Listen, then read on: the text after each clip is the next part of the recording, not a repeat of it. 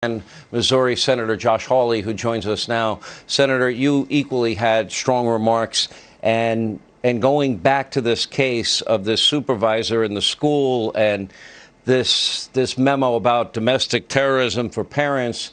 You said that all I can conclude is either you're not in control of your department, or more likely, I think, to be the case is that you knew full well exactly what would happen, meaning the memo going after and targeting parents that are concerned about what's being taught in their kids' schools. Yeah, what we saw, Sean, is that the Department of Justice federal prosecutors are already drawing up a list, 13 crimes on this one particular list, 13 crimes that parents could be charged with. These are federal crimes, by the way, Sean. So you got the Attorney General standing up there saying, oh, we're only concerned about violence. Meanwhile, his prosecutors are drawing up lists of crimes that parents could be charged with that have nothing to do with violence. One of them was making an annoying phone call to a school board member. That's on the list of something a parent could be charged with by a federal prosecutor. I mean, you talk about an attempt to chill speech, to shut down speech. That's it. You made a good legal argument because the Supreme Court has been clear that the word intimidation and with respect to the constitutional protection, and that it directs a threat to a person with the intent of placing a victim in fear of bodily harm or death. These are parents saying, no, we want age-appropriate information that's given to our kids. We don't want critical race theory. And we don't think parents speaking out ought to be labeled or looked at or investigated as domestic terrorists. You know, parents have every right, Sean, to go to a school board meeting. I've got 3 little kids of my own. They've got every right to go to a school board meeting and say, hey, I don't want my kids taught critical race theory. I don't want my kids forced into mask mandates that aren't right for them or vaccine mandates that aren't good for them.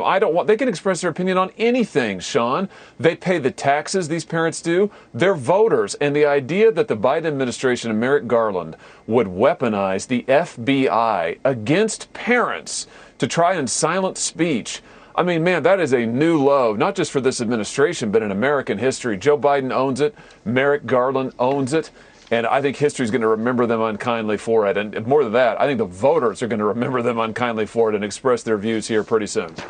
We just got an internal memo within Fox News from Chad Pergram. And apparently Joe Biden is going to the Capitol tomorrow for the Democratic caucus meeting at 9 a.m. And then the president, I guess, is headed to Glasgow on this summit, this I don't know, whatever, energy summit or climate change summit. Anyway, so there is a push. There seems to be this intramural battle within Democratic ranks. You got the progressive wing, and then you got the less progressive wing, but it's a matter of degrees of socialism, right? It seems that they can't come to an agreement. It seems that they really want to spend trillions, and they don't have any means to pay for it. It seems the talking point that $3.5 trillion will cost you zero has not particularly gone over well with the American people. Where do you see this headed? Well, I think the real problem here is that the American people look at this and it's desperately unpopular.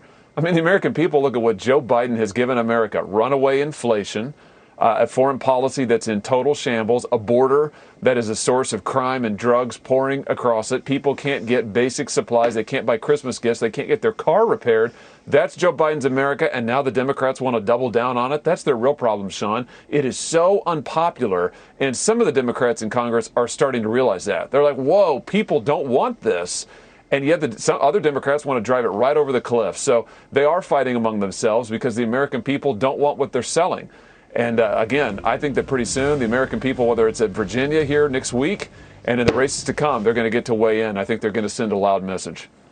I'll ask you the last question I asked Senator Cotton. Afghanistan disaster, border disaster, more people, Americans dead of COVID this year than last year. Inflation, the economy, giving up energy independence. We have hostile regimes, Russia, China, Iran, North Korea. They don't seem intimidated by Joe. You ever think it can get this bad in 10 months?